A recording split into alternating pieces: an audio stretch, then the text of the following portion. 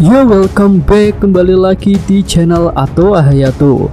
Bagaimana kabar nakama sekalian? Semoga selalu baik-baik saja. Sosok Skobar Gaban sudah muncul di chapter 1139 yang lalu. Sosoknya memang terlihat tua, namun tentu masih menyimpan energi yang luar biasa. Melanjutkan cerita di chapter 1140 mendatang, Luffy bisa menerima tantangan Gaban untuk mengambil kunci Loki dari tangannya, karena Luffy sudah menjalin kesepakatan dengan Loki. Di sini Luffy bisa merasakan kekuatan Gaban, sehingga dia bisa tidak ragu untuk langsung menggunakan wujud Gear 5-nya. Luffy bisa berkata, "Maaf kakek, aku tak punya banyak waktu, jadi aku harus segera mengambil kunci itu."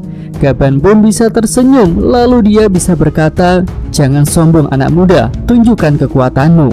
Sebelum Luffy bergerak, Nami bisa mengingatkan Luffy agar tidak terlalu keras pada kakek tua itu, karena dia adalah ayah dari Kallen, bocah raksasa yang pernah ditemui Luffy. Jika terjadi sesuatu dengan kakek itu, tentu Kallen akan bersedih.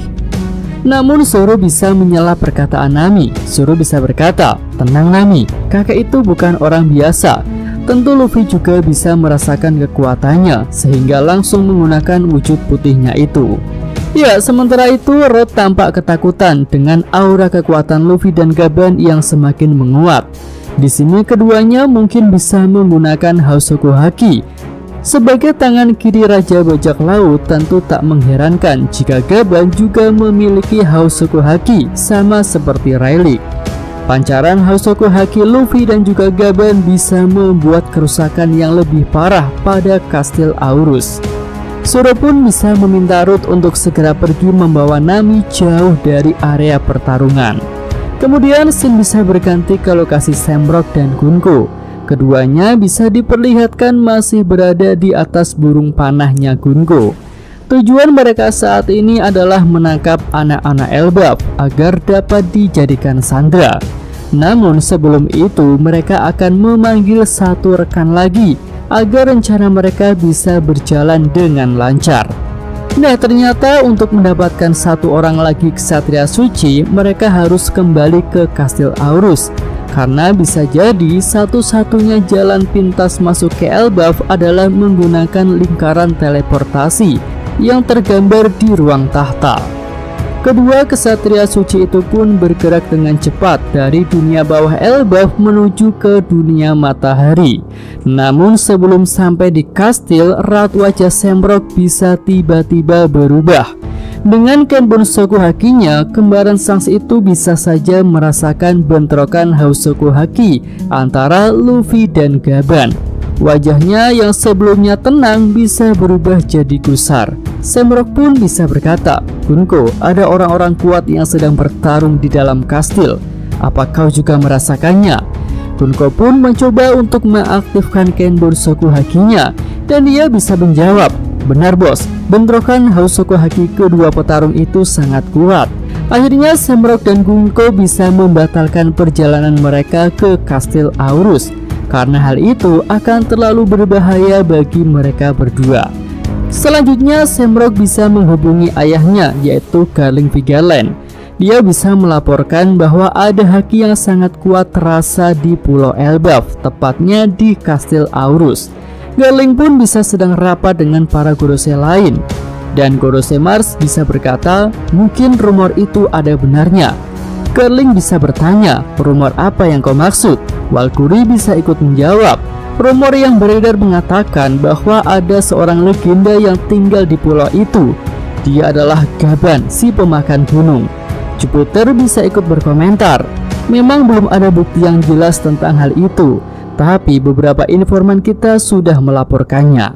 Ya, setelah mendengar saran dari para Gorosei lain, Garling pun bisa berkata kepada Samrock, "Kau harus berhati-hati, tampaknya ada legenda dari masa lalu yang tinggal di pulau itu." Nah, setelah mendengarkan saran dari ayahnya, Samrock bisa memutuskan untuk tidak menuju Kastil Aurus. Dia pun akan merubah rencana lagi, yaitu bisa langsung menangkap anak-anak raksasa Elbaf tanpa memanggil satu anggota ksatria suci lagi. Menurutnya, jika anak-anak dijadikan sandera, sang legenda sekalipun tidak akan tega dan bisa saja dia akan menyerah. Ya, selanjutnya kita bisa beralih ke lokasi bajak laut Akagami. Di sini mereka sudah mulai jauh dari perairan Elbaf. Sans bisa terlihat sedang duduk bersama Pan Beckman dan mereka bisa sedang membicarakan mengenai sosok Skopper Gaban yang ditemui oleh bajak laut Akagami di Pulau Elbaf. Lalu Sans bisa berkata, "Bagaimana menurutmu Ben tentang Gaban-san?" Pan Beckman bisa menjawab, "Dia pria yang sangat luar biasa." Sans pun bisa tersenyum dan berkata, "Ya, kau benar, tak kusangka dia pergi ke Elbaf setelah Kapten Roger membubarkan krunya." Lalu Pan Beckman bisa bertanya, jika dia selama ini ada di Elbaf, mengapa dia tak menghentikan amukan Loki 6 tahun lalu? Sepertinya dia cukup kuat untuk melakukan hal itu. Nah, Sang bisa menjawab, raksasa Elbaf punya harga diri yang sangat tinggi. Ketika ada permasalahan internal dan terjadi di Elbaf, mereka tidak terima jika dibantu oleh orang luar seperti Gaban. Tapi ketika Loki sudah di luar Elbaf, ceritanya sudah berbeda.